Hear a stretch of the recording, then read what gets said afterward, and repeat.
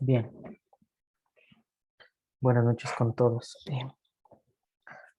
Vamos hoy a analizar en relación a ecocardiografía básica.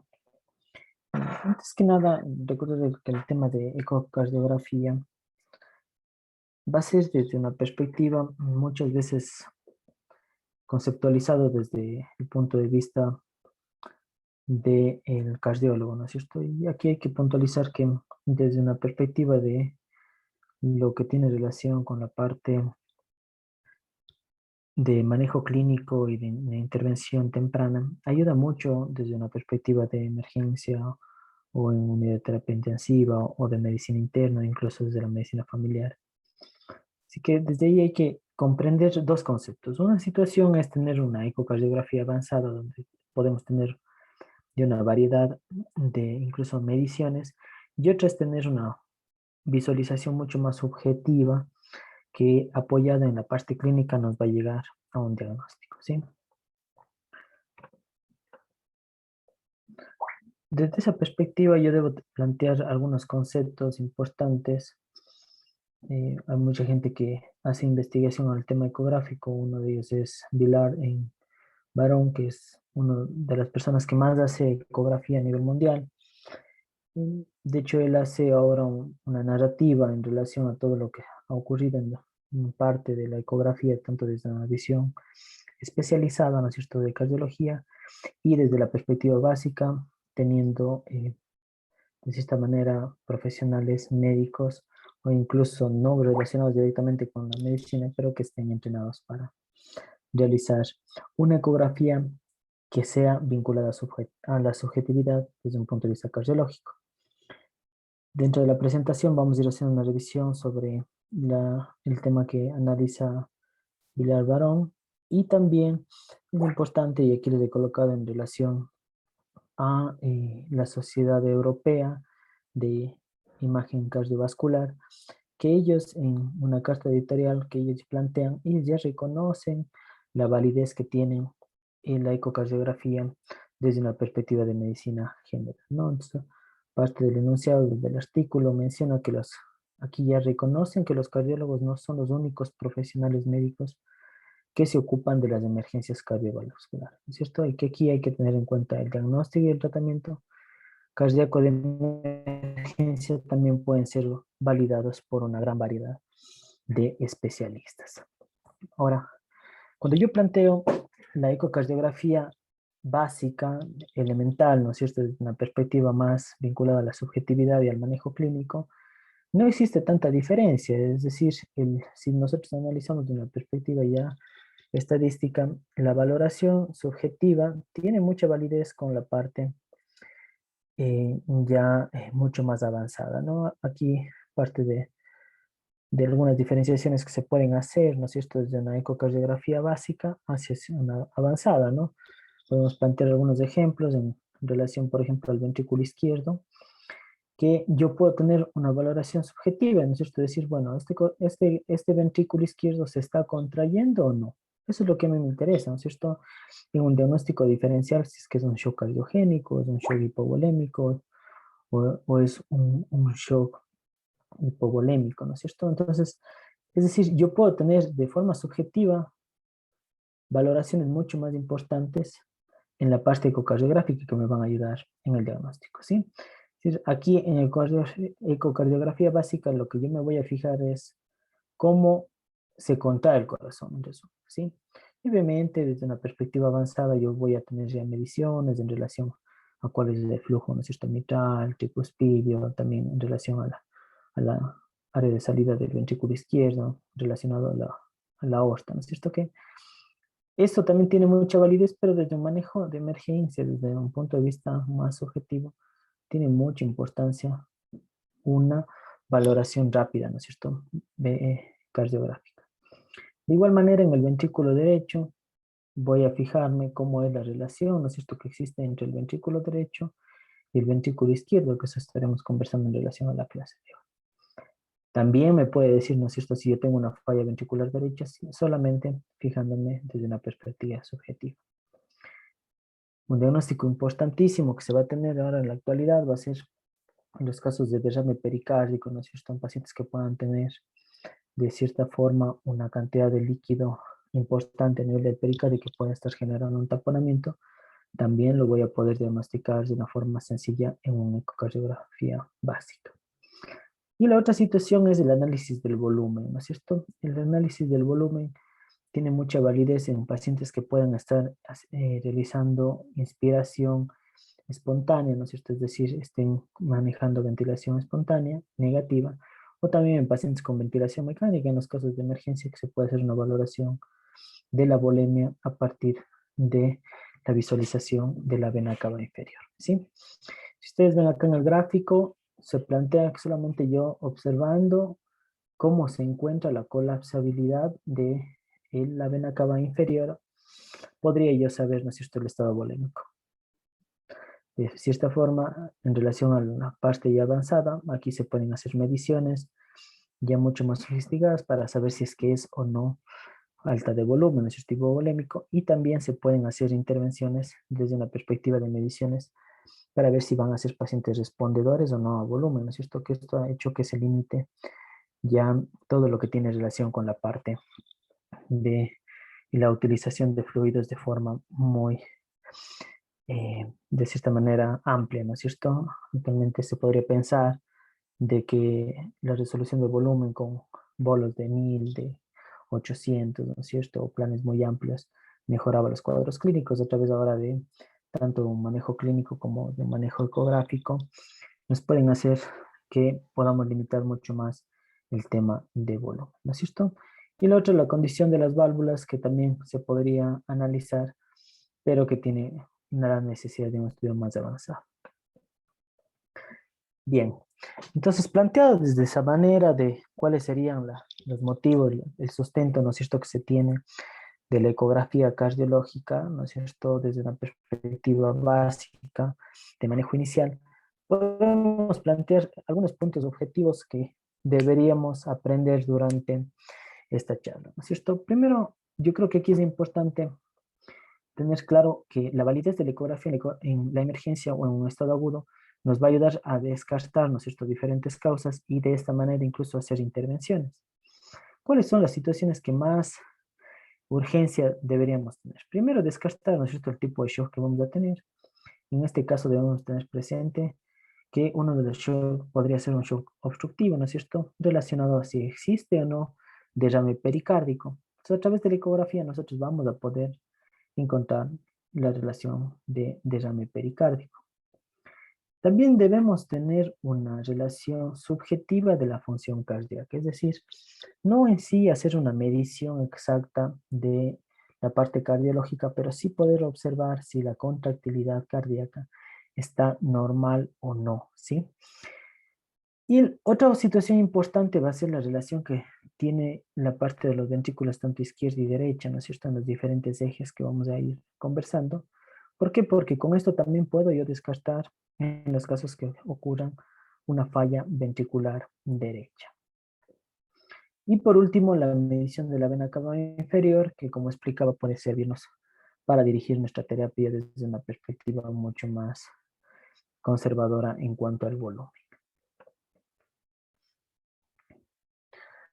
Bien, para ya realizar la ecografía desde la visión de la parte práctica, digámoslo así, teniendo en cuenta lo que hemos conversado en clases anteriores, es importante que recordemos cómo se genera la imagen y qué tipo de transductores podríamos utilizar, ¿no es cierto? Recordar que a nivel de cardiografía, de la ecocardiografía, yo voy a necesitar ingresar a una parte mucho más profunda, ¿no es cierto?, que va a ser en relación al tórax, y que aquí va a tener muchas limitaciones en relación a los arcos costales, ¿no es cierto? Es decir, el espacio intercostal me va a limitar a que se pueda hacer con un transductor mucho más amplio, digámoslo así, Pero sí necesito uno que sea de baja frecuencia, ¿no es cierto? Para que pueda introducir la cantidad de ondas acústicas en su interior. Para eso, yo debo siempre tener presente, primero, las posiciones que yo voy a tener para poder observar al corazón y la funcionalidad que me van a dar, ¿sí? Aquí es importante tener en cuenta tres posiciones del transductor, ¿sí? Como menciono, por la limitación que se tiene entre los espacios, aquí voy a necesitar uno de baja frecuencia y que sea pequeño, ¿no es cierto? Que en ese sentido, el más acorde va a ser el sectorial. En cuanto a la técnica de utilización, yo puedo tener visualizaciones para externales, ¿sí? Que idealmente vamos a hacer a nivel del tercero o cuarto espacio intercostal, dependiendo del paciente, al lado izquierdo, ¿sí? Y como habíamos hablado en relación a la angulación, ¿sí?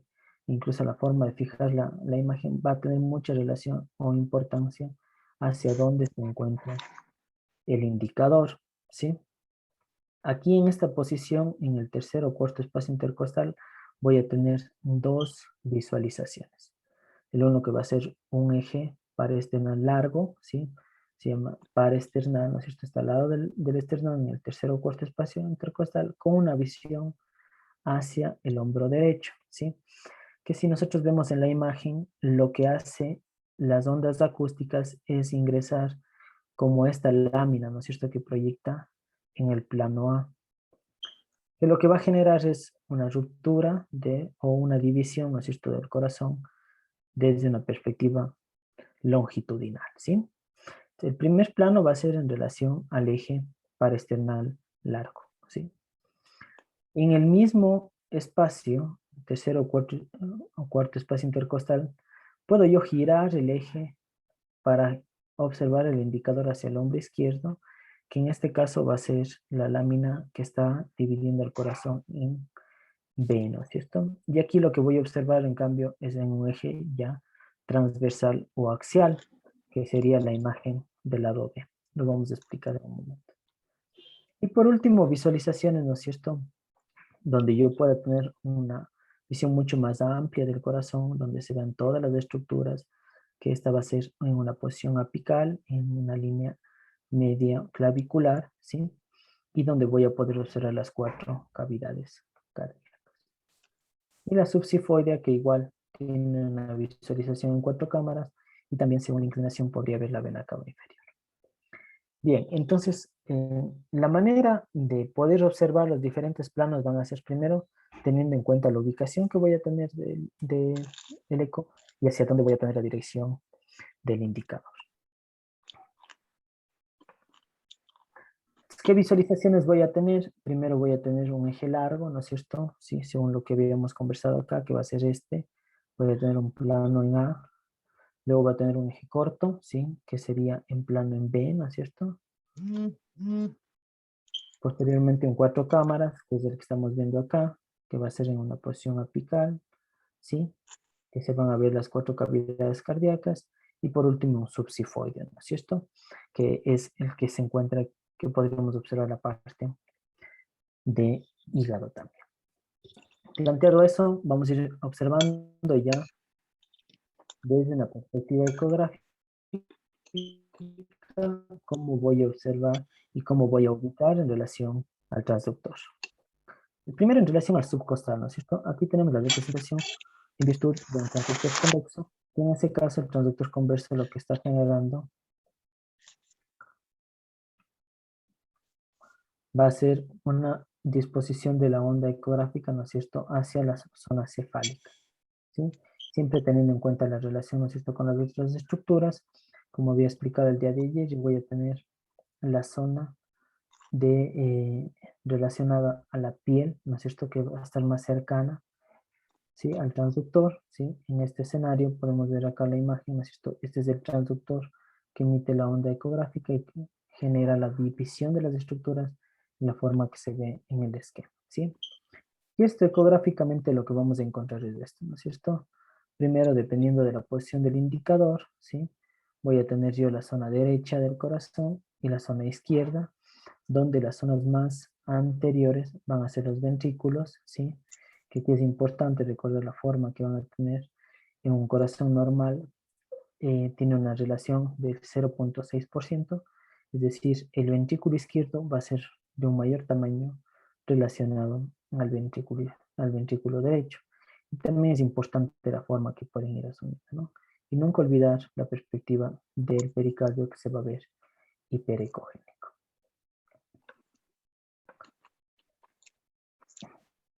En cambio, en una posición, en un paraesternal largo, ¿no es cierto? Primero podemos ver aquí en relación del paciente, ¿no es cierto? Va a estar en una línea paraesternal del lado izquierdo, ¿sí?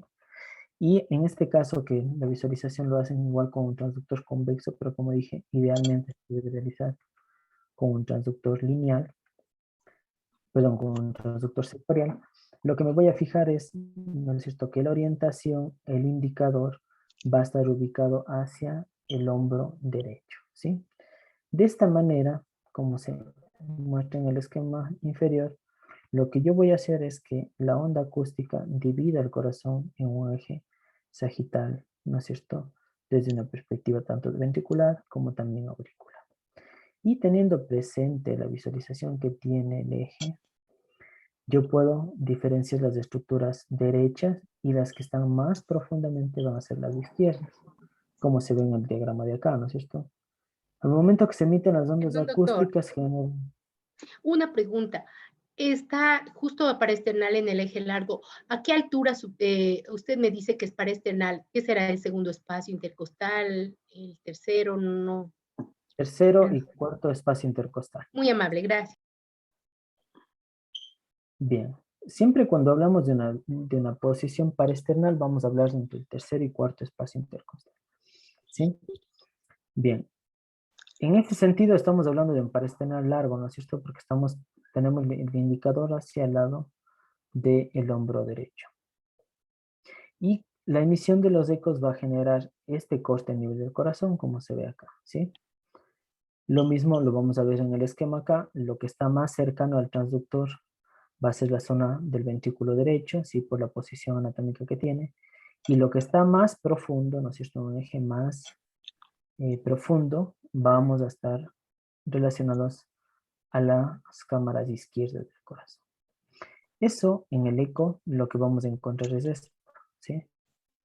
Primero siempre recordar hacia dónde va a estar el indicador, ¿no es cierto? Y con eso yo voy a tener una proyección. Lo que yo voy a encontrar es acá, primero una zona anecoica, donde va, en este caso, va a generar, ¿no es cierto?, la contracción cardíaca en relación al ventrículo izquierdo, ¿sí? Y luego de eso voy a encontrar tanto las cavidades auriculares, en el caso de la parte auricular izquierda, ¿no es cierto?, que es la que está más profundamente, y también puedo encontrar la salida de la aorta, ¿sí? En ese sentido voy a ver la movilización de la válvula aórtica acá, ¿sí? Y lo que está más cercano al transductor va a ser el ventrículo derecho. En ese sentido, aquí es importante siempre recordar la relación, como igual explicaba hace un momento, en cuanto al ventrículo izquierdo y al ventrículo derecho. Esto nos va a ayudar mucho a poder verificar si yo tengo una falla o no ventricular derecha.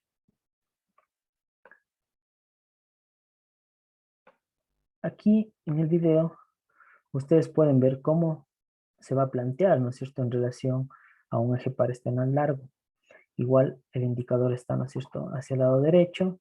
Yo puedo verificar acá primero esta zona anecoica que va a ser la cavidad ventricular izquierda, ¿no es cierto? Todo esto va a ser el miocardio del lado izquierdo, ¿sí? Luego en la parte inicial yo voy a tener la zona del ventrículo derecho, ¿sí? A nivel del ventrículo izquierdo voy a tener dos salidas, ¿no es cierto? Primero una salida y una entrada, ¿no es cierto? La entrada que viene a nivel de la aurícula izquierda y que se va a dirigir el líquido, en este caso la sangre, hacia el ventrículo izquierdo para luego de la contracción dirigirse a través de la aorta. Aquí podemos ver igual el movimiento valvular, ¿no es cierto? Y la contracción según el ciclo cardíaco. Además de, en esta imagen es importante, como un dato adicional, tener presente la diferenciación entre un derrame pleural y un derrame pericárdico, ¿sí? Si hablamos de derrame pericárdico, que es lo que vamos a ver al final, sabemos que va a ser la acumulación, ¿no es cierto?, de líquido a nivel de las capas pericárdicas, que en ese sentido sería esta zona de acá, ¿no es cierto? Pero como yo tengo una relación cardíaca y pulmonar, también podría tener, ¿no es cierto?, derrame pleural, y en ese sentido toda la parte que está externa a la parte cardíaca va a ser pulmón, ¿no es cierto? Entonces, si ustedes se fijan aquí en la imagen, a más de las cavidades que yo tengo, y esto es importante para el eje parasternal largo, a más del ventrículo derecho, el ventrículo izquierdo, la salida de la aorta, la aurícula izquierda, yo tengo otra zona anecoica en la parte inferior, si ustedes pueden observar acá. Esta zona anecoica inferior va a ser la aorta descendente, ¿sí? Si ustedes se fijan al momento de la contracción, aquí se ve signo de sliding, ¿no es cierto? De las capas pericárdicas que están rozando entre sí. Y en este caso, la aorta descendente está por debajo de esta línea, ¿no es cierto? Entonces, es una manera importante y sencilla de poder diferenciar cuándo es un derrame pericárdico o cuándo es un derrame pleural. Si yo tengo un derrame pericárdico, lo que yo voy a encontrar es una zona necogénica que va a separar a la zona cardíaca ventricular izquierda de la aorta descendente, ¿sí? Si es que el líquido está entre estos dos espacios, yo sé que estoy hablando de derrame pericárdico. En cambio, si yo encuentro una zona anecogénica, ¿no es cierto? Es decir, líquido, que se encuentra por debajo de la aorta descendente, que es la zona que se ve acá abajo, yo sé que estoy hablando de un derrame pleural, ¿sí? Esa caracterización es importante cuando tenemos poco volumen. Deben tener presente en sí que la zona necogénica que se genera entre el ventrículo izquierdo y la aorta descendente, que es la zona necogénica inferior, hablo de derrame pericárdico. Y en cambio, si es por fuera de la aorta descendente, estoy hablando de derrame pleural. ¿Sí? Bien.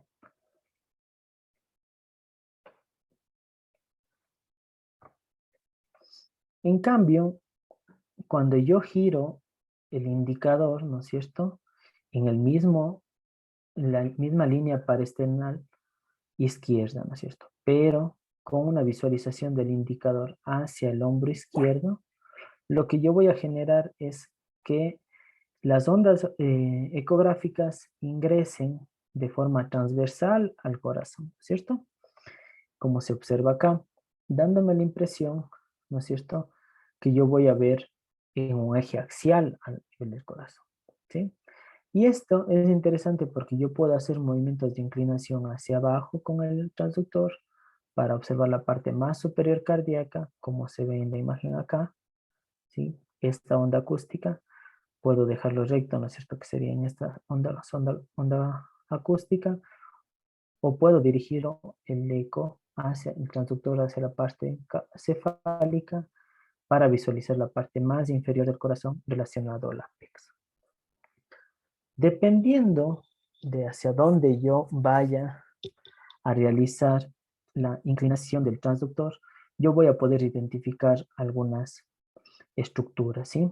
Como podemos ver acá, ¿no es cierto? Si yo tengo el eco inclino hacia la parte inferior para ver lo más cefálico del corazón, voy a encontrar la parte de la aurícula derecha y zonas del ventrículo derecho, y voy a ver parte de la válvula de aórtica, ¿no es cierto?, en relación a la salida de la válvula aórtica. Cuando yo lo pongo más inferior, ya en cambio voy a ver una zona más basal, que incluso se puede observar parte de las arterias pulmonares. Si yo inclino más, ya desaparece todos los grandes, la salida de la aorta, ¿no es cierto?, acá, y ya voy a poder observar la zona ya ventricular, ¿sí? Y aquí es importante tener presente la área valvular del lado izquierdo, es decir, en relación a válvula mitral, ¿no es cierto?, que en ocasiones se podrían encontrar hiperecogenicidades relacionadas a vegetaciones, ¿sí? Y aquí es importante fijarse cuál es la relación que yo voy a tener entre el ventrículo derecho, ¿sí? Que en ese sentido va a tener una forma de media luna, como lo ven acá, y el ventrículo izquierdo, que va a ser de una forma concéntrica.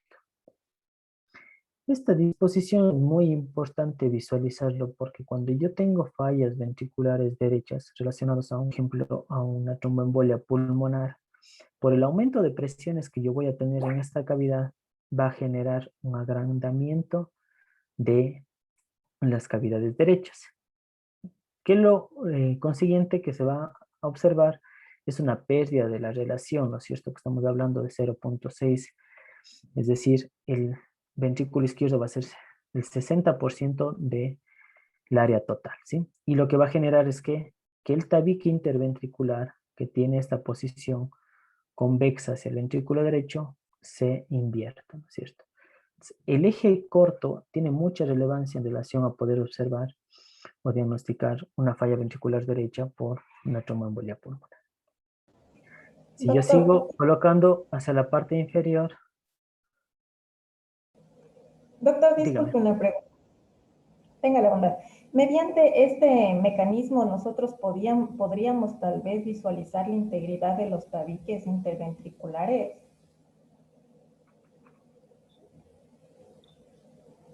No se le escuchó bien el audio, no sé si me podría repetir la pregunta. Claro, ahí no sé si me escucha, doctor. Sí, Ya.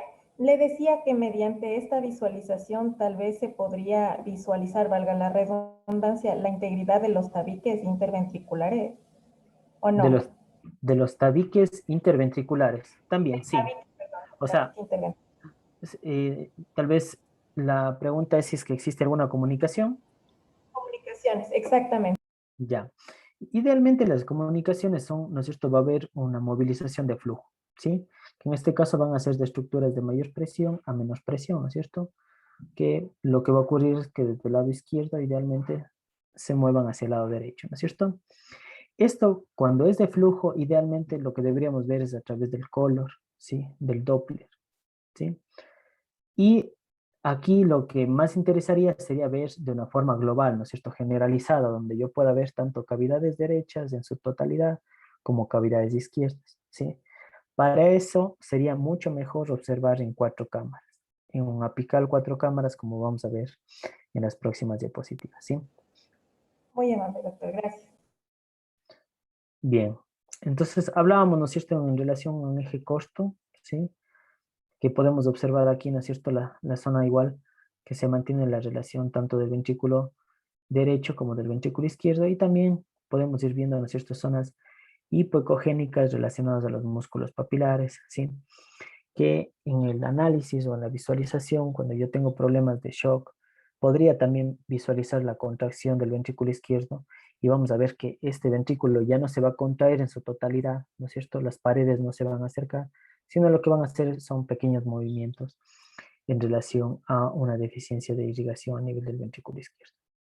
Y por último, también puedo visualizar acá, ¿no es cierto?, a nivel de la punta, que igual me van a servir para poder observar si tiene una contractilidad correcta o no. Esto ya en ecocardiografía avanzada, incluso dependiendo de la pared que se contraiga o no, puedo hablar, ¿no es cierto?, de una hipocinesia segmentaria para relacionar algún tipo de hipoperfusión o una falta de irrigación de una zona, dependiendo del vaso en el que esté comprometido. Pero a nosotros, desde un punto de vista subjetivo, lo que me va a interesar es ver si de forma global se contrae o no, ¿no es cierto? Pongo dos escenarios, una paciente con una insuficiencia cardíaca congestiva, donde yo tengo que un corazón muy deficiente, ¿no es cierto?, muy poco movimiento, y otro paciente donde tal vez está hipovolémico, voy a ver una gran contracción que incluso, como hay poco volumen, aquí lo que va a generar es una gran contracción que incluso se puede observar una cercanía de las paredes de los ventrículos, ¿sí? Es decir, también tiene mucha validez en relación a la cardíaca desde la perspectiva de contracción, como también desde la perspectiva de la bolencia. Esto es un eje costo donde habíamos hablado en la forma que va a tener el ventrículo derecho, que va a ser en forma de semiluna, ¿sí? Y el ventrículo izquierdo de cómo va a tener la contracción, ¿no es cierto?, de forma concéntrica. Parte de lo que se observa acá van a ser los músculos papilares.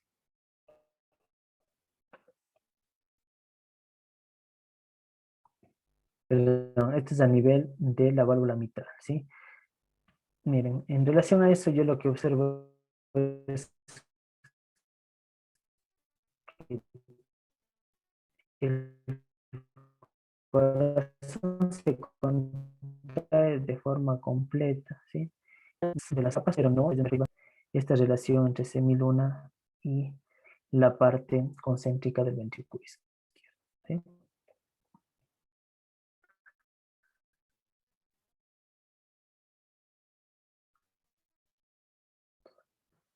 En cambio, que nos decían hace un momento, la ventaja de la apical 4 cámaras es que yo voy a tener una visualización total del corazón, ¿no es cierto? Aquí en ese sentido yo voy a estar identificando primero la posición, ¿no es cierto? En este caso estamos viendo que es un transductor sectorial, ¿sí? Aquí lo que yo voy a buscar es la parte del transductor a nivel del quinto espacio intercostal, línea axilar media, ¿sí? Idealmente por debajo de la mamila, ¿sí? Esto va a depender mucho, porque incluso hay pacientes donde se puede observar un poco más medial o incluso más lateral. Y también tiene mucha relevancia la parte de la zona pulmonar, ¿sí? Idealmente cuando los pacientes están en ventilación mecánica, por la cantidad de aire y de presión positiva que se tiene, va a generar que la língula y parte del pulmón se introduzca en la zona anterior del corazón y eso nos va a generar como un artefacto, ¿no es cierto? Nos va a generar mucha relación a cola de cometa o líneas A, ¿sí? Y no nos va a permitir observar bien al corazón, ¿sí? Entonces, por eso es de que en ocasiones lo que se hace es colocar al paciente en un decúbito lateral izquierdo con el brazo hacia la cabeza para que de esta manera la parte del corazón, en este sentido el ápice, pueda tener una mayor cercanía a la caja torácica. Y aquí, ¿qué es lo que yo voy a verificar? Igual, el haz de ecosonografía se está dirigiendo hacia la parte anterior, eh, superior y profunda, ¿no es cierto? Si lo primero que va a estar en contacto con el transductor van a ser igual, primero la piel, ¿no es cierto? Y luego la zona ventricular, ¿sí? Que en el caso de la zona ventricular se mantiene la relación que habíamos hablado hace un momento de del ventrículo izquierdo, ¿sí? Que siempre va a tener una zona concéntrica, ¿no es cierto? Y va a tener una mayor área en comparación con la del ventrículo derecho, ¿sí? Luego aquí viene el tabique interventricular, ¿sí? Y a eso va la pregunta, ¿no es cierto? Si yo tengo una comunicación interventricular, aquí lo que yo podría aplicar es un Doppler color, ¿no es cierto? Que el Doppler color lo que va a hacer es identificar el movimiento, ¿sí? Hacia el transductor y si en caso aquí existe una pérdida de la continuidad del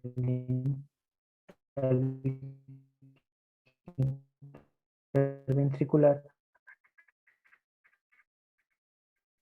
yo voy a ver el movimiento del flujo, ¿no es cierto? Que idealmente se verá de cuatro cámaras en ocasión del flujo, ¿no es cierto?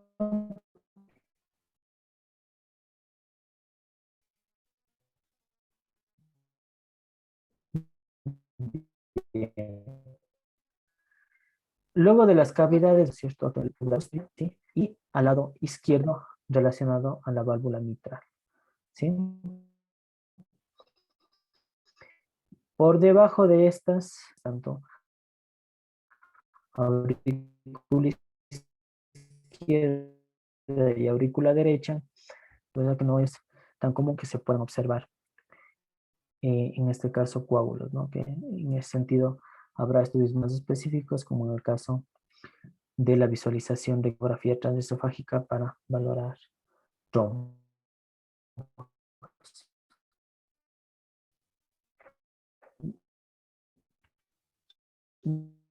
No sé si tenía alguna pregunta, no se escuchó, no sé, tal vez a través del chat o por audio, si es que se escuchó bien o si tenemos que repetir esta parte.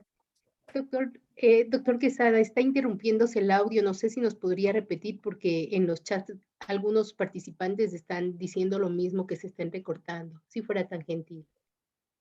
Perfecto. Permítame un segundo.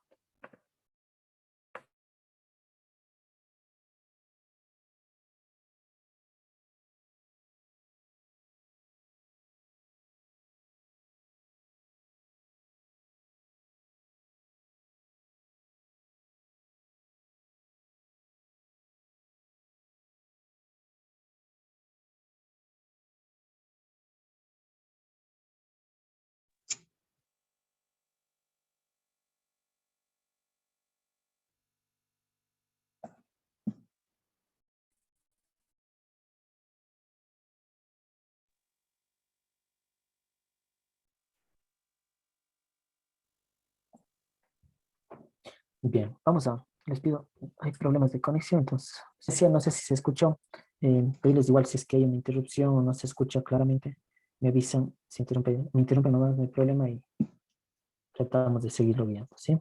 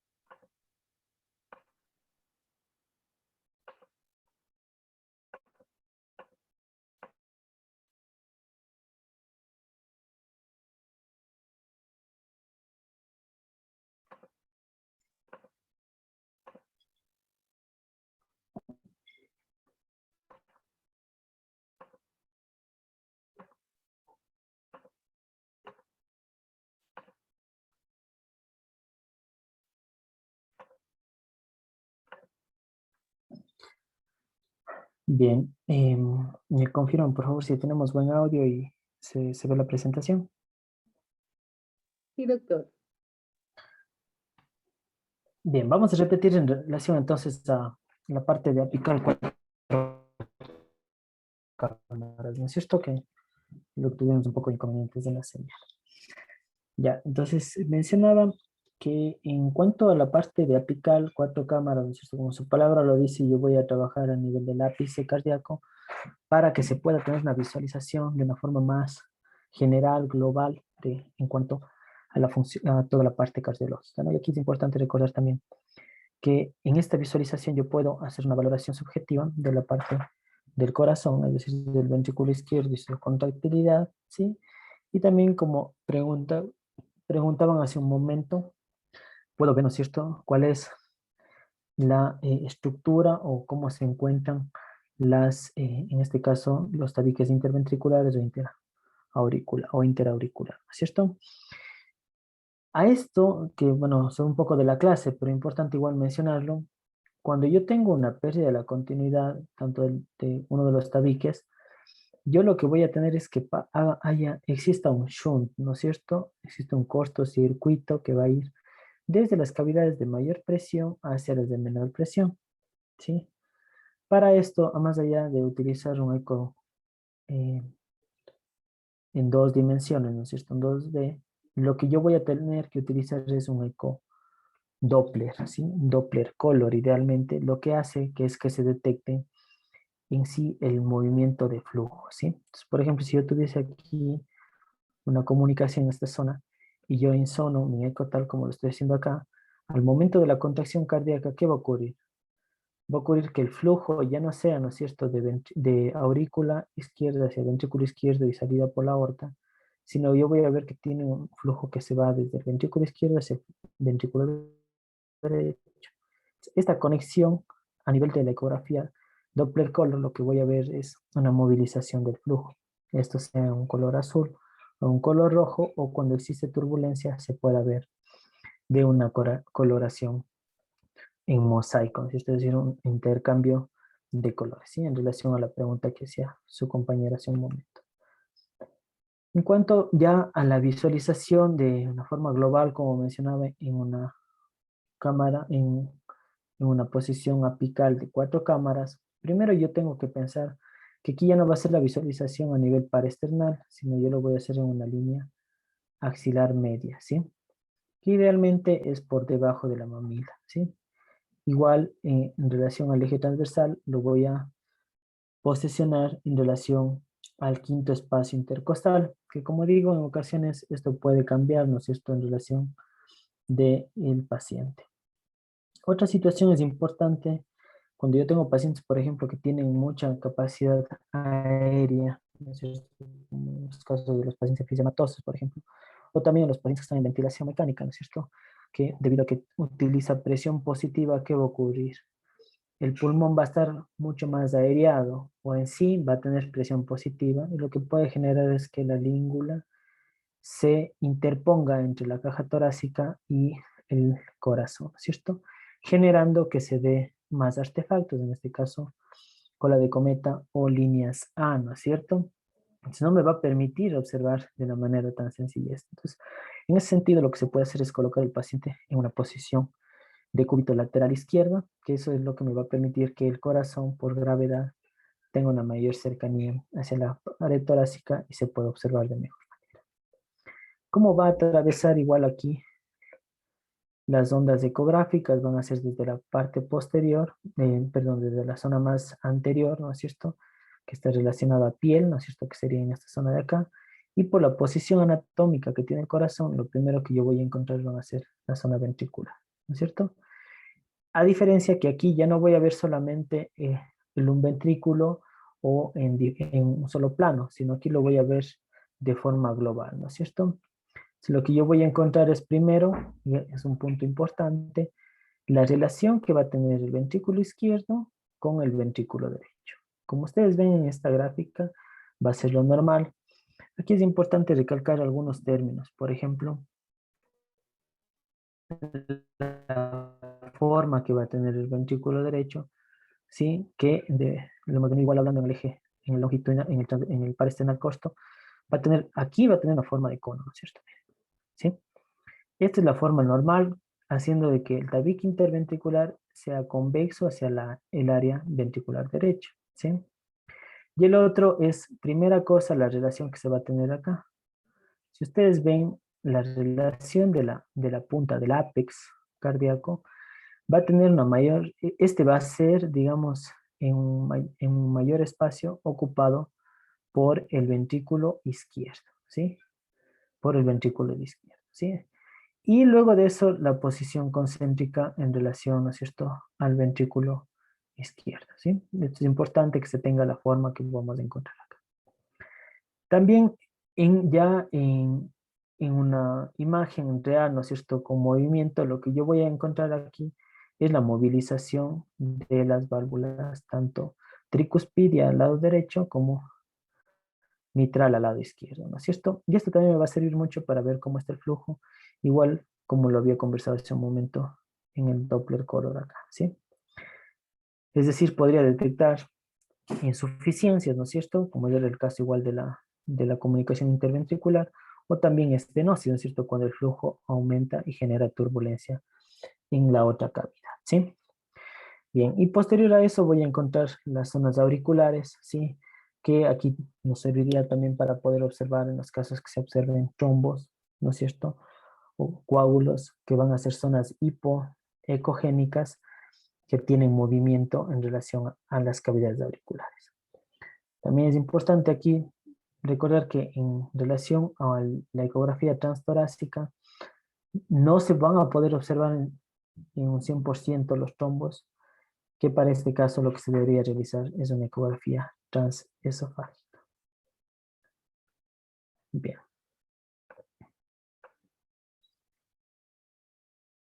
Aquí un video igual de cómo yo observaría, ¿no es cierto?, la movilización En este caso yo estoy viendo, ¿no es cierto? Por la forma que tiene, este va a ser el ventrículo izquierdo, y acá voy a tener el ventrículo derecho, ¿sí? Ahí podemos ver igual la movilización en relación a la zona de las aurículas, ¿no? Perdón, de las válvulas, ¿no? En este caso la válvula tricuspidia, y acá la válvula mitral. Aquí también se puede ver el cuerpo y la parte de los músculos papilares, ¿no? Entonces miren cómo va a ser la contracción de forma concéntrica. Todas las paredes se van a movilizar en el lado derecho, en el lado izquierdo, ¿sí? Bien.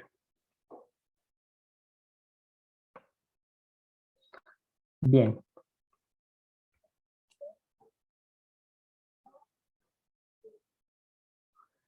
Bien. Desde esa perspectiva, ya luego de haber analizado todo lo que son ya primero los planos ecográficos, ¿no es cierto? De cómo yo debería visualizar. Segundo, tener presente eh, la disposición anatómica que voy a tener en los diferentes plánicos. Y tercero, tener en cuenta las posibles patologías que podamos tener, ¿sí?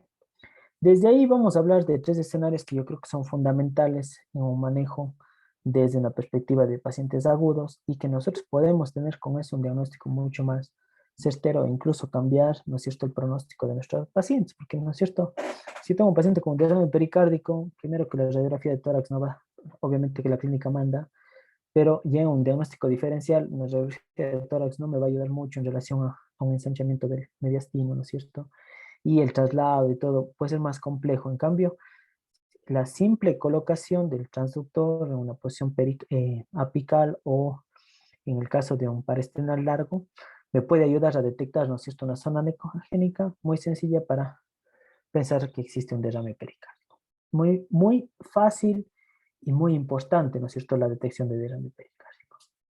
La otra situación va a ser la falla ventricular derecha, que es lo que hemos venido conversando, ¿no es cierto? Y que he enfatizado mucho en la relación que va a tener entre la forma del ventrículo izquierdo y la del ventrículo derecho, ¿sí? Y la tercera, ¿Está pensando en mí? Pensando en mí, ¿con quién está resoñando el puerco? Apaguen sus micrófonos, por favor. bien, entonces, hablábamos en relación también a la detección, ¿no es cierto?, de un cuadro de hipovolemia, que sería importante poderlo, eh, digamos, enmarcar en un contexto de ya no ser tan, ¿no es cierto?, abiertos a la cantidad de volumen que se pueda colocar a un paciente, sino más que nada, como siempre, se va teniendo la tendencia es a pensar que la volemización, ¿no es cierto?, la cantidad de volumen que yo le doy a un paciente tiene que ser dirigido por objetivos, ¿sí? De esto se va más allá de la clase, pero siempre hay que recordar, ¿no es cierto?, que en el tema de shock hipovolémico yo tengo que ver la perfusión de mi paciente. Si mi paciente está bien perfundido, desde una perspectiva está frío, está caliente, cómo está el llenado capilar, ¿no es cierto?, cómo están los signos vitales, cómo está la brevedad de pulso. Esto es un contexto muy grande como para poder decir, bueno, ¿le voy a pasar volumen o no le voy a pasar volumen? ¿Sí? Y a esto también se suma la ecografía, ¿sí? La ecografía también es una herramienta importante para poder tomar decisiones en cuanto a la terapéutica de colocar volumen, ¿sí? Entonces vamos a ver tres escenarios muy puntuales que nos pueden ayudar mucho en el manejo en emergencia. Bien, aquí yo planteo, ¿no es cierto? Aquí, si ustedes se fijan en relación a esta imagen, esta va a ser una posición apical 4 cámaras, ¿no es cierto? Recordar que esta va a ser una línea axilar media, ¿no es cierto? Desde una perspectiva por debajo de la mamila, ¿sí? Y que voy a tener una visualización primero de los ventrículos, ¿no es cierto? ¿Sí? Y luego de las aurículas. Y siempre tener presente las capas pericárdicas, ¿no es cierto? Que es lo que yo voy a ver hipericogénico en el movimiento, ¿sí? Esto es lo normal, ¿no es cierto? Yo tengo aquí, como mencioné y enfatizado mucho en relación a la parte de la forma que tienen los ventrículos, ¿no es cierto? Miren, aquí ustedes pueden ver cómo está el tabique interventricular, ¿no es cierto? Acá yo voy a tener la pared libre del ventrículo derecho y luego voy a tener aquí la válvula tricuspide, ¿cierto? Miren la forma cónica que tiene el ventrículo izquierdo, perdón, derecho.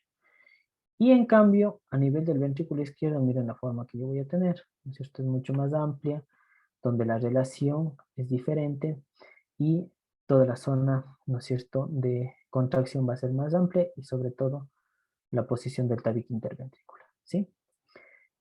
En esta visión, que lo que yo quiero es detectar derrame pericárdico, tengo que fijarme también en las zonas de hipericogénicas de la parte del pericardio, ¿no es cierto? Y en cambio, ¿qué ocurre cuando yo tengo un paciente con derrame?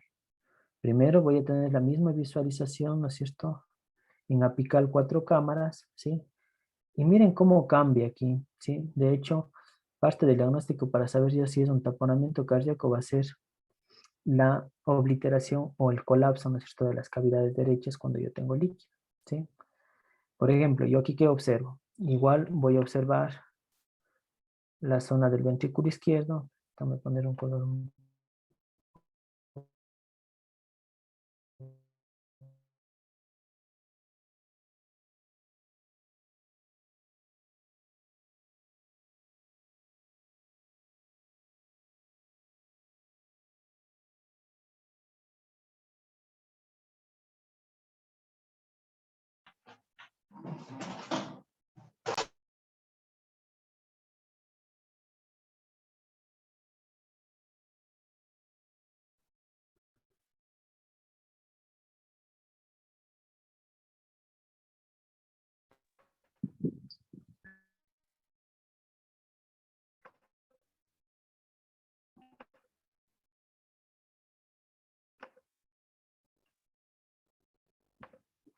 Bien.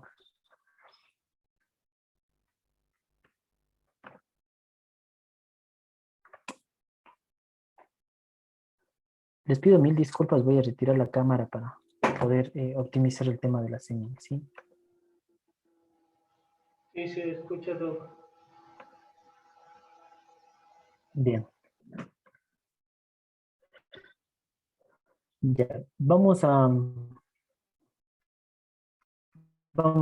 ya seguir avanzando en cuanto a la parte de analizando la parte de cómo yo observaría un derrame pericárdico, ¿no es cierto? Siempre teniendo en cuenta que la importancia de incluso tener la dirección terapéutica, digamos, si hacer una punción, una, ¿no es cierto?, en relación a una pericardiocentesis o simplemente hacer un manejo conservador a través de tratamiento clínico, va a depender mucho de la parte hemodinámica, ¿no es cierto? Y esto se va a tener mucho que ver si está hipotenso, no está hipotenso, está muy taquipnéico, muy taquicárdico, ¿no es cierto? Y además de eso, a nivel ecográfico, me va a ayudar a tomar una decisión cuando yo observe que tengo colapso del ventrículo derecho al momento de la diástole, ¿sí? ¿Qué ocurre? Entonces, al momento que se está inyectando, ¿no es cierto?, la sangre a nivel del ventrículo derecho, y yo sé que está aumentando la presión para que se distienda el ventrículo derecho, pero como tiene tanto líquido afuera, ¿qué va a generar? Una presión, ¿no es cierto? Y por lo tanto, no me va a permitir que esto pueda generar.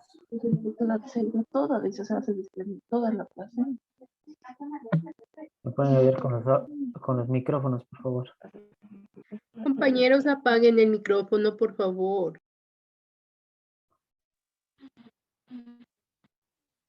Mayra Ruiz. Gracias.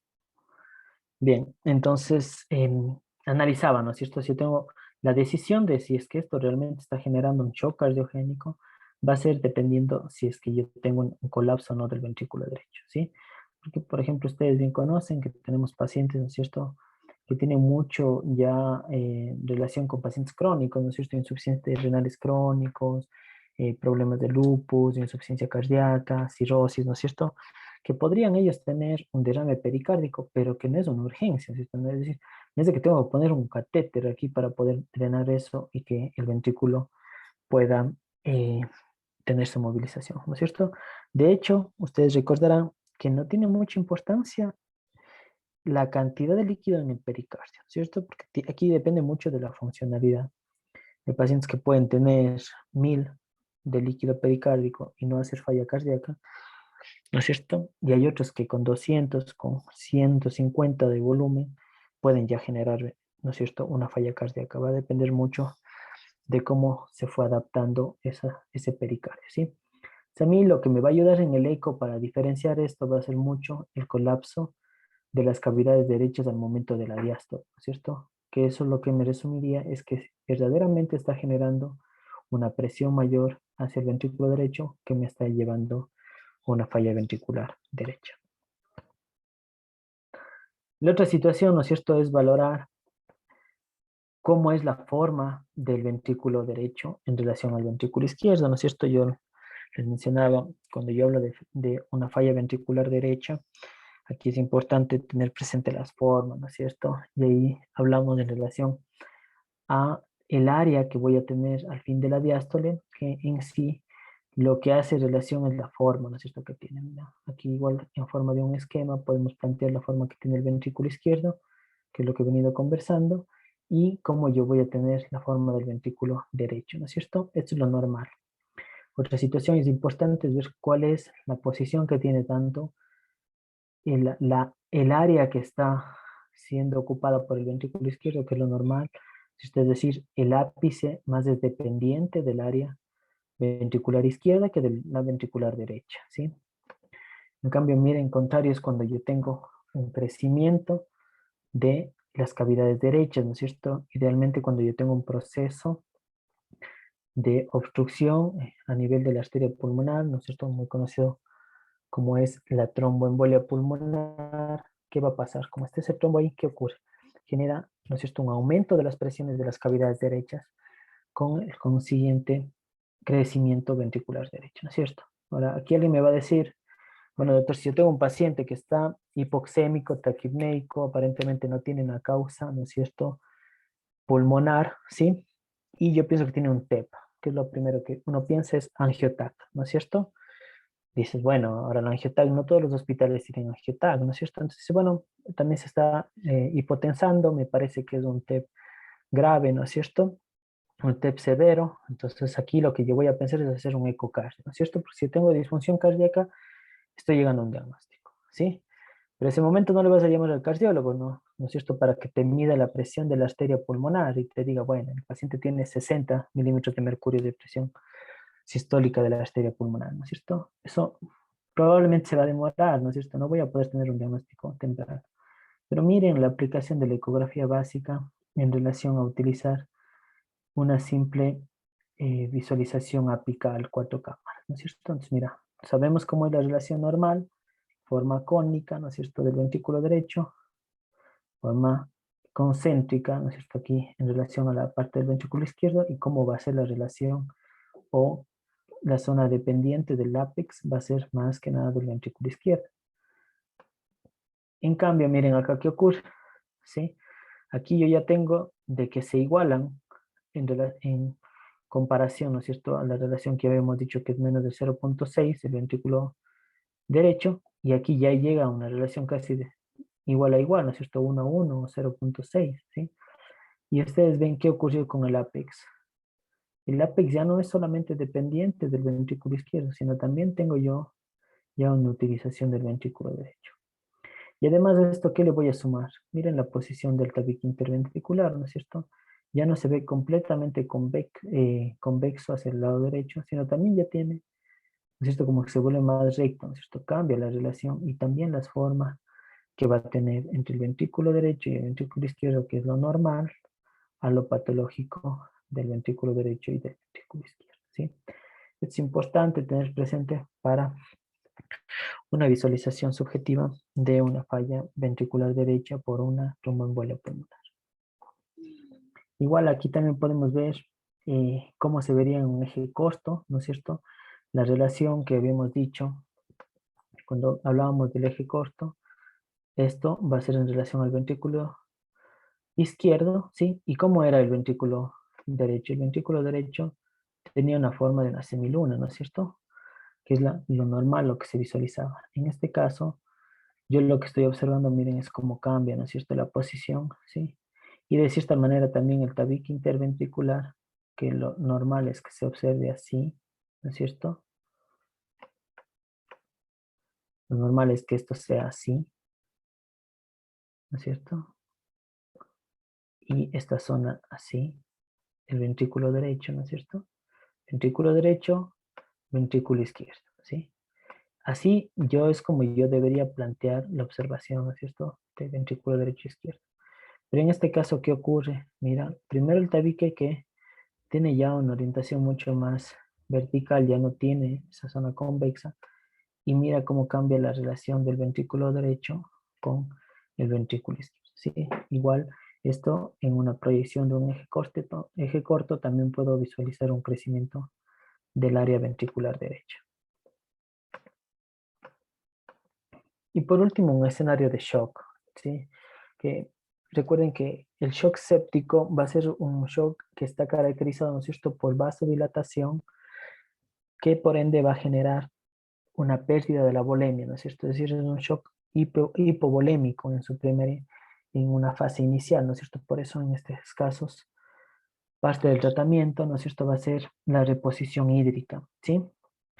Y además de eso, este paciente, como tiene poco volumen, trata de compensar el gasto cardíaco ¿con qué? Con la frecuencia cardíaca, ¿no es cierto? En este caso, si yo tengo poco volumen, la frecuencia cardíaca va a aumentar, ¿no es cierto? Para poder compensar, que es lo que se llama un estado hipercinético, ¿no es cierto? Es decir, primero voy a tener una gran contracción, primero una taquicardia, ¿no es cierto? En los casos de los pacientes que se encuentran sépticos por diferentes circunstancias, como digo, por hipovolemia, hipercatabolismo, fiebre, ¿no es cierto? Y además también voy a tener un estado de hipovolemia, ¿sí? Que a nivel de la ecografía, lo que ustedes van a observar es esto. Aquí yo, igual es una proyección en 4 cámaras, ¿sí? Esta es la zona que se vería del ventrículo derecho y esta es la zona del ventrículo izquierdo. Pero ¿qué ocurre aquí? Lo normal es que nosotros veíamos así, ¿no es cierto? De forma concéntrica, como decía, la contracción era en su totalidad, pero nunca las paredes llegaban a la parte, ¿no es cierto? Se unían, ¿sí? Es decir, se respetaba la área del volumen a nivel del ventrículo izquierdo. Aquí ustedes pueden ver toda la contracción cardíaca que se va a dar, ¿sí? Que hace que las paredes, de cierta forma, se unan, ¿sí? ¿Y por qué se da esto? Por una hipovolemia, ¿cierto? Es decir, tengo una menor cantidad de líquido a nivel de la bomba cardíaca, lo que genera que la contracción sea mucho mayor y se visualice como si estuviera vacío, ¿no es cierto? Es decir, en un estado hipovolémico. ¿Qué es lo que me hace pensar que tiene una mayor contracción, ¿no es cierto? Por eso lo mencionamos también como hiperkinético, ¿sí? Es decir, el estado de shock séptico, cuando está en esa situación, lo que yo voy a encontrar es un corazón taquicárdico y además de eso, una gran contracción que se pierde el área del ventrículo izquierdo. Y a esto, desde la visualización cardíaca, también puedo sumarle la visualización de la vena cava inferior, ¿sí? En cuanto a la vena cava inferior, aquí lo que me va a servir es ver cuál es el colapso que pueda tener la vena cava inferior, ¿no es cierto? Recuerden que nosotros respiramos a presión negativa, ¿no es cierto? Y cuando estamos en ventilación mecánica, lo que va a generar es un aumento de la presión torácica desde una perspectiva de presión positiva. Y aquí es importante mencionar, ¿no es cierto?, en el caso abdominal, la visualización de la vena cava inferior, ¿sí? Que me va a dar de una forma indirecta la cantidad de volumen que yo tengo a nivel del cuerpo humano, ¿no es cierto? Es decir, del estado intravascular yo lo podría valorar en relación a la vena cava. Y lo interesante de esto es que recuerden que el sistema venoso es un sistema de capacitancia, ¿no es cierto? Es decir, donde va a estar toda la gran cantidad de líquido. No es un sistema de resistencia como ocurre en relación a la parte vinculada a las arterias, ¿no es cierto? ¿Qué es lo que va a ocurrir? Lo normal es que yo tenga una vena. Aquí primero la parte superior, ¿sí? Es lo que ustedes están observando en relación a una ecografía en 2 dimensiones, ¿no es cierto? Que es lo que regularmente hemos visto. Igual este es en una posición subsifoidea, pero con vinculación hacia un eje longitudinal de la vena cava, ¿sí? ¿Y qué es lo que estoy observando acá? Primero esto va a ser la entrada a la aurícula derecha, ¿no es cierto? Luego de eso tengo una vena suprahepática, ¿sí? Y luego de eso la vena cava inferior. La medición que yo debo hacer es primero en un modo M, que el modo M, igual como habíamos conversado el día de ayer, cuando veíamos cierto signo de la playa o signo de estratosfera, yo hago con la visualización de este punteado que va a ser en un modo M, ¿no es cierto? Y que el modo M tiene la particularidad que va a haber solo este espacio en relación al tiempo, ¿no es cierto? En relación al tiempo, ¿sí? El eje sería entonces, esto va a ser en relación a esta línea y el eje en X va a ser el tiempo, ¿no es cierto? Entonces, es decir, aquí lo que yo voy a ver es en el movimiento, ¿no es cierto? Entonces, el paciente, ¿qué hace? El paciente inspira y al momento que ingresa aire en el tórax, ¿qué va a pasar? Lo que hace es aumentar la presión intratorácica y por lo tanto va a colapsar la vena cava inferior, ¿sí? Esto es en relación cuando el paciente está hipovolémico, ¿sí? Porque lo normal es que se permanezca así, ¿no es cierto? Si yo tengo un paciente que tiene una volemia normal, yo lo que voy a encontrar es esto, que voy a observar que la vena cava inferior, por más presión que yo tenga intratorácica, no se va a colapsar, ¿no es cierto? Porque esto se va a mantener normal.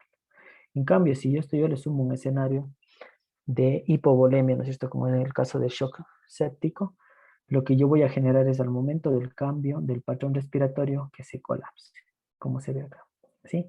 En ese sentido yo puedo plantear dos cosas, ¿no es cierto? Si yo tengo un paciente hipovolémico, que de hecho un shock hipovolémico por sangrado, por ejemplo, va a tener el mismo patrón, ¿no es cierto? Voy a tener un paciente taquicárdico e hipovolémico. Que eso puedo yo sumar como parte de las herramientas diagnósticas a la ecografía, ¿no es cierto? En relación de poder observar cómo está el patrón cardíaco, ¿no es cierto? Y también en relación a la vena cava inferior en el caso de hipovolemia. Aquí tenemos dos gráficos, ¿no es cierto? El uno en relación a una vena cava inferior que va a estar colapsada por hipovolemia y acá en cambio tengo una vena cava igual en la misma medición, aquí se ve la suprahepática, en la misma medición que lo voy a ver que no se colapsa, ¿no es cierto? Que es lo normal. También puedo tener otro escenario, ¿no es cierto? Es decir, que tenga una cava muy engrosada, ¿no es cierto? En los casos, por ejemplo, de insuficiencia cardíaca congestiva, donde yo voy a tener primero que un corazón ya no se contrae, ¿no es cierto? Voy a tener que esas paredes no se mueven y voy a tener una vena cava muy amplia. Bien. Aquí, por último, les he puesto algunas comparaciones en relación a cómo yo debería también observar con respecto a un escenario diagnóstico y lo que potencialmente se podría encontrar en una ecografía básica, ¿no es cierto? Desde la perspectiva de la detección del shock, ¿no es cierto? Yo tengo un paciente que llega con shock, pero yo no sé qué shock tiene, ¿no es cierto? Voy a apoyarme del eco. En la primera imagen, lo que yo veo, ¿no es cierto? Este es igual a un eje parasternal corto. Puedo observar aquí el área valvular izquierda, ¿no es cierto? Y acá el área valvular derecha, que en esta imagen lo que estoy proyectando es tratar de observar más que nada el área valvular izquierda. Y miren aquí cómo lo representa en la zona amarilla en el punteado en un proceso de sístole, ¿no es cierto? Es decir, el corazón se contrae tanto, ¿sí? Que no le deja un área de líquido, ¿no es cierto? La cavidad ventricular no se le observa. ¿Por qué? Porque el paciente está hipovolémico probablemente, ¿no es cierto? Que es el ejemplo que les planteaba. Y que esto también se podría observar en el shock distributivo a la cabeza, el shock séptico, ¿no es cierto? En cambio, ¿qué podría yo encontrar en relación a un shock cardiogénico? En cambio, en el shock cardiogénico voy a tener una distensión, ¿no es cierto?, de la cavidad, en este caso de la pared ventricular del lado izquierdo, ¿no es cierto? Que lo que yo voy a observar es una gran dilatación de las cavidades izquierdas, como se ve aquí en relación a un shock cardiogénico. Y lo contrario en relación al shock obstructivo, ¿no es cierto?, que habíamos hablado en relación a la pérdida que se puede tener entre cavidad izquierda y cavidad derecha, ¿no es cierto? Aquí, igual en la zona punteada, lo que yo puedo observar es la visualización de el ventrículo derecho que está mucho más grande que el ventrículo izquierdo, ¿sí? Igual, en un escenario de trauma, ¿no es cierto?, la cabeza, en la observación de el derrame pericárdico, ¿no es cierto?, de la gran área anecoica, ¿sí? De igual manera, podría encontrar contusiones cardíacas, tiene una mayor complejidad, pero sí es importante, igual que voy a fijarme en la contracción, ¿no es cierto?, como del patrón de contracción, y también que va a tener derrame, ¿no es cierto? Esto obviamente tendrá mucho que ver con la clínica y el antecedente que tiene el paciente. Y la otra situación en trauma, también a más de detectar el tema, ¿no es cierto?, del derrame pericárdico, es detectar el hemotórax, ¿no es cierto?, que eso lo veíamos ayer y que hoy día lo complementamos hablando en relación de la visualización de la aorta descendente para diferenciar entre lo que es un derrame pericárdico y un derrame pleural. Relación de paro cardíaco, ¿no es cierto?, igual, de hecho existen protocolos interesantes donde se van vinculando al manejo, por ejemplo, de la CLS, ¿no es cierto?, al manejo avanzado de la parte cardiovascular y que también se complemente ahora con la ecografía, ¿no es cierto? Que de hecho, una persona que no debería tener tanta experiencia en colocar el eco, yo voy a poder observar, ¿no es cierto?, si el paciente está en una asistolia o si realmente tiene contracción, ¿no es cierto?, que es lo equivalente a lo que sería la detección de los pulsos centrales en 7 segundos, ¿sí? Es igual, ¿no es cierto?, de forma estándar, ver si es que el paciente está en paro, si es que verdaderamente existe una contracción cardíaca o sea en asistolia, y la otra buscar una etiología, ¿no es cierto?, que podría esto estar correlacionado a la zona de un tromboembolismo pulmonar. En cuanto a la ventilación mecánica, también nos va a ayudar en recordar que la ventilación mecánica va a tener una repercusión a nivel pulmonar con un consiguiente aumento genera PIB, ¿no es cierto? No sé si están relacionados con los términos, pero al momento de la ventilación mecánica lo que hago es que entre aire, ¿no es cierto? Por lo tanto, esto podría tener una repercusión a nivel del ventrículo derecho, que también es importante tenerlo presente. De hecho, existe el cor pulmonar agudo, ¿sí?, que en ocasiones se podría visualizar igual como un cuadro obstructivo, pero al momento de realizar la angiotal no se encuentra obstrucción. Se ve muy a menudo, por ejemplo, en pacientes que pueden tener hipercapnia, ¿no es cierto?, por mantener o tratar de tener una ventilación protectora que llamamos, se podría generar una hipercapnia, que eso generaría una hipertensión pulmonar sin una obstrucción, donde podría yo encontrar igual un crecimiento del ventrículo derecho. Y ya lo que hemos hablado, ¿no es cierto?, de la visualización de los diferentes patrones de líneas B o líneas A, que también yo me puedo guiar para realizar una titulación de PIB, que eso se hace en la parte de terapia intensiva.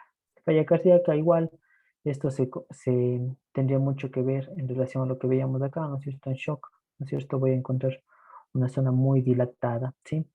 Un patrón, esto es en relación a las presiones que se pueden ver, la verdad se ve un poco de la clase, pero lo que intenta es analizar cuánta presión tiene desde un área a otra, ¿no es cierto? Por ejemplo, yo puedo detectar cuál es el flujo de salida en relación a la contracción que tiene el ventrículo izquierdo y con cuánta presión sale a través de la aorta, y con eso también dirigir mi terapia en relación a volumen, ¿sí? Y siempre en relación yo siempre me voy a mantener desde la perspectiva de terapia intensiva, en la visión de poder yo disminuir la cantidad de volumen en mis pacientes, porque el volumen, la hipervolemia en los pacientes también es perjudicial. De hecho, hay muchas revisiones donde hablan de la mortalidad aumenta cuando los tenemos pacientes hipervolémicos, ¿cierto? Y eso es lo que hace referencia acá, ¿no es cierto?, el agua pulmonar, ¿sí? Recuerden que cuando veíamos estas líneas, que son líneas B, ¿no es cierto?, hablaba de edema, de una infiltración intersticial, ¿no es cierto? Entonces, de hecho, yo puedo dar seguimiento a mi terapia también de volumen, ¿no es cierto? Por ejemplo, yo le hago un eco pulmonar y encuentro que tengo líneas A. Hago un ecocardio y veo que le falta volumen. Si yo le doy cargas de volumen, si le doy 300 de lactato, vuelvo a valorar, sigue el paciente hipotenso. Le doy 300 más de lactato y mi paciente sigue hipotenso. Si yo le hago un ecocardio y comienza a cambiar el patrón pulmonar, ¿no es cierto? De líneas A comienza a pasar a líneas B. ¿Qué quiere decir? Que ese pulmón ya no está solamente aireado, ¿no es cierto?, sino que también ya comienza a tener líquido, ¿no es cierto? Entonces, con eso podría ser una herramienta más para yo poder detener mi terapia de hidratación. Bien. Listo. No sé si existe alguna pregunta.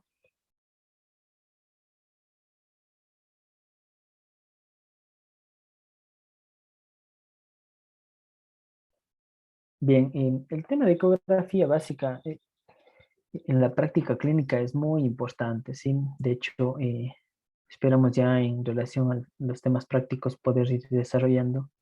Y ustedes van a ver que no toma mucho tiempo, ¿sí? De hecho, la visualización de cada una de las estructuras para dar un diagnóstico van a ser muy rápidas, ¿no? Y de hecho, esto también incluso nos ayudan a tener una relación costo-beneficio mucho más importante. Por ejemplo, entre realizar una ecografía al pie de la cama del paciente y realizar una angiotomografía, sabiendo de que no es el gol estándar, ¿no es cierto? En el caso de la tromboembolia pulmonar, sin embargo, ayuda mucho al manejo clínico, incluso a dar terapias, ¿no es cierto? En el caso también de tamponamiento cardíaco, por ejemplo. Muy bien. Listo. Si no existe ninguna pregunta, agradecerles por su tiempo y nos veríamos el día de mañana. Muchas gracias. Muy gentil, doctor. Gracias, doctor. Buenas noches con todos. Gracias.